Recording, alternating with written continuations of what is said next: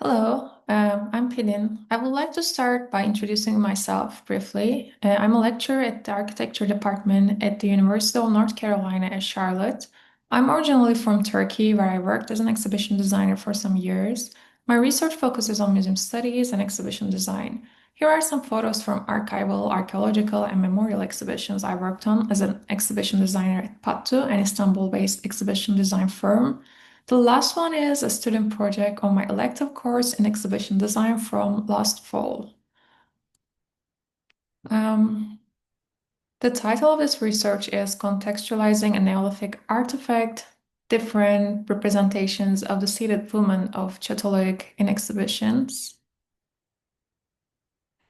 This presentation focuses on a Neolithic artifact from Turkey and through exhibitions where it has been displayed since its discovery. Cultural artifacts in museums often lose their complex histories and are reduced to isolated objects focused primarily on symbolic meanings. However, Bruno Latour's actor network theory offers a framework to address this issue by highlighting the network of human and non-human actors that shape artifacts and their interpretation. This research underscores the importance of contextualizing artifacts in museums. It analyzes these exhibitions to demonstrate how incorporating thoughtful exhibition design, scientific data, and diverse perspectives can lead to more accurate, trustworthy, and technologically informed displays. I want to begin this presentation by sharing some photos I've taken during my recent visits to these three museums. The museum in Charlotte, where I live, the North Carolina Museum of Art, and the Art Institute of Chicago.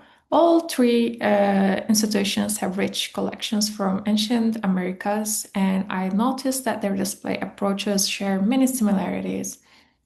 In each case, objects are grouped in display cases, often categorized by culture, geography, or period. These artifacts are largely removed from their original context and are primarily framed through the curatorial text that accompany the displays. Bruno Latour and Peter Wiebel curated two exhibitions in 2002 and 2005 at Zekame in Germany, Iconoclash and Making Things Public. With these exhibits, they aim to create opportunities for experimenting with representation by using assemblages of objects, media, and installations. Visitors were encouraged to question the history and politics of representation through artworks and exhibition design.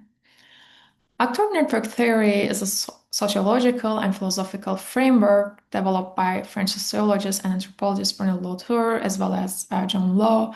It emerged in the 80s as a way to understand how social order is created and maintained through the interactions of both human and non-human actors within networks. These networks are dynamic connections between various actors formed through processes such as movement, transformation, and translation. To truly understand these actors that form networks, it is essential to follow not only their actions, but also the factors that motivate them to act. The social is inherently dynamic because the processes that form networks and connections shaping it are constantly evolving. Overall, Latour argues that objects are not static, passive, or uniform elements, but active contributors to the social fabric. This perspective reframes the study of the social by recognizing that both humans and non-humans play significant roles in its formation. Çatalhöyük is the largest known Neolithic settlement and is located in the southern Turkey Konya Plain. It was discovered in the 50s and excavated by British archaeologist James Mallard in the 60s. Ian Hodder is the second head of excavations and a former student of Mallard. According to him, the first settlements in the area started around 9,000 years ago. Around 2,000 houses were built with mud bricks and housed approximately 8,000 people. This settlement didn't have streets, the only entrances to the houses were from the ceiling, and new houses were built on top of old houses as they collapsed or filled with earth, according to Hodder. Çatalhöyük houses consisted of a main room where people slept, ate, and worked together. The burials were kept under the plaster platforms inside the houses. Every house had some form of ritual or decoration, such as paintings on the walls or the ball heads placed on the platforms. A figurine of a woman from Çatalhöyük was unearthed and famously named as a mother goddess by the site's first excavator Mellart. Later, this figurine has become an icon associated with the mother goddess movement initiated by archaeologist Maria Gimbutas. Gimbutas is known for her influential work on Neolithic religion. She asserted the existence of a prehistoric European culture that worshipped a mother goddess. However, in Hodder challenges the mother goddess interpretations. He emphasizes that architectural complexity, extended occupation, and symbolic richness of Çatalhöyük resist simplistic narratives. The evolving archaeological record, enriched with excavation season, has generated a multiplicity of interpretations, particularly in areas such as ritual activity, burial customs, and social organization. This interpretive diversity shows the site's reflexive and multivocal research approach, where ongoing dialogue among interdisciplinary teams continues to reshape the understanding. The figurine was originally missing parts of its head, hands, and the leopard's heads, and it was reconstructed by James Mellart. This study examines three exhibitions that showcase this figurine. These exhibits reveal conflicting narratives and representations of the same archaeological objects, such as Mother Goddess and seated woman with leopards. The analysis explores cases in terms of representation mediums, curatorial narratives, grouping and isolation of objects, and exhibition settings. The Expo 2010 Shanghai themed Better City, Better Life provided a global platform for countries to showcase their cultural heritage, according to Ayşen Savaş. Ayşen Savaş, Turkey, is the creator of the Turkish pavilion, and she was inspired by the Neolithic Anatolian settlement of Çatalhöyük, emphasized its historical significance as the cradle of civilizations. The exhibition was segmented into three sections: past, present, and future. Within this context, Çatalhöyük represents the theme of Cradle of Civilizations, showcasing its egalitarianism and advanced technological utilization in the exhibition. The portrayal of the Çatalhöyük woman figurine has significance because of its qualities and symbolic meaning related to fertility and productivity.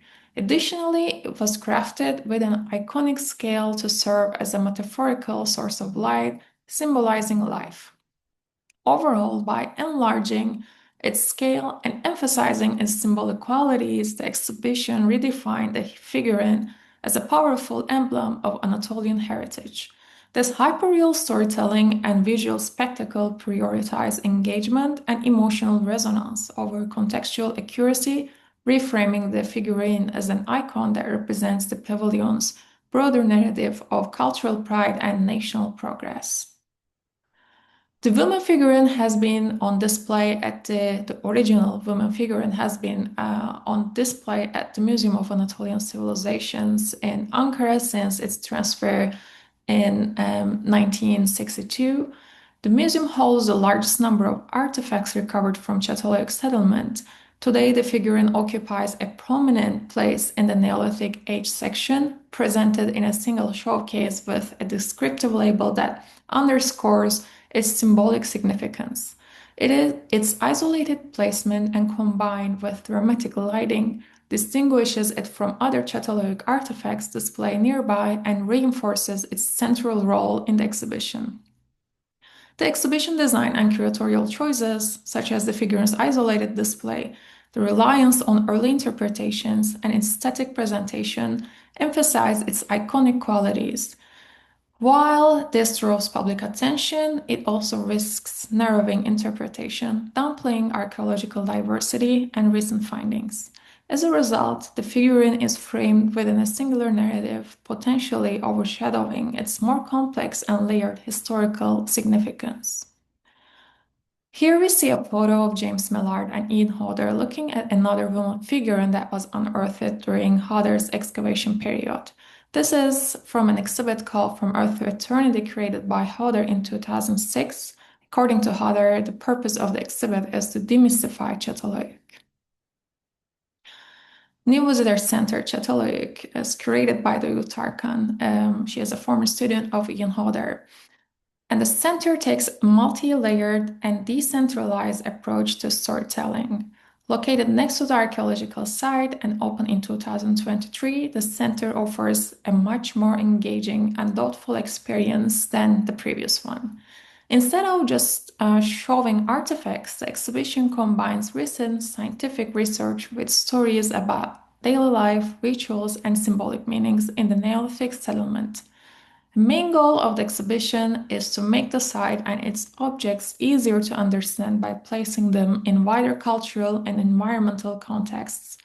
Replicas of important artifacts, such as this seated woman figurine, are shown with updated explanations that highlight Çatalhöyük's symbolic and socially equal culture. In the symbols and rituals section, the seated woman, the life and death figurine, and the face pot are displayed with detailed labels and videos that show how interpretations have changed over time. Once known as the Mother Goddess, the figurine is now more carefully titled as the seated woman with leopards, focusing on ideas like fertility, power, and community without using outdated goddess-based narratives. Recent research by Hodder and his team challenges James Millard's original claims about a mother goddess cult. The figurines are now thought to represent ancestors, suggesting a belief system based on memory and family ties rather than a matriarchal society. The exhibition also includes video interviews with Hodder that encourage visitors to think about how interpretations develop over time. Alongside these, there are reconstructions of Neolithic houses, interactive digital features, and excavation records that help place the artifacts in their original settings. Together, these elements create an experience that goes beyond traditional displays. The exhibition offers a thoughtful and critical view that invites visitors to explore the complexity of life at Çatalhöyük from many different perspectives. In conclusion, this study highlights the importance of careful contextualization and the incorporation of the most recent scientific research in the exhibition of archaeological artifacts in museums. Without this, objects risk being reduced to symbols or fetish-like representations, losing their cultural and historical depth. In contrast, interpretations based on interdisciplinary research can reveal the wider social, environmental, and symbolic roles these objects play, showing how they fit into complex and changing pasts or even futures. However, many museum exhibitions still follow outdated approaches, often due to financial or practical constraints. Today, it is necessary to design flexible, digitally informed displays from the beginning. These systems should be able to adapt to discoveries and evolving interpretations while staying accessible to a broad audience. This approach supports more inclusive, thoughtful, and meaningful ways of presenting heritage. Please reach out if you have any questions, comments, or would like to discuss any part of my presentation further. Thank you.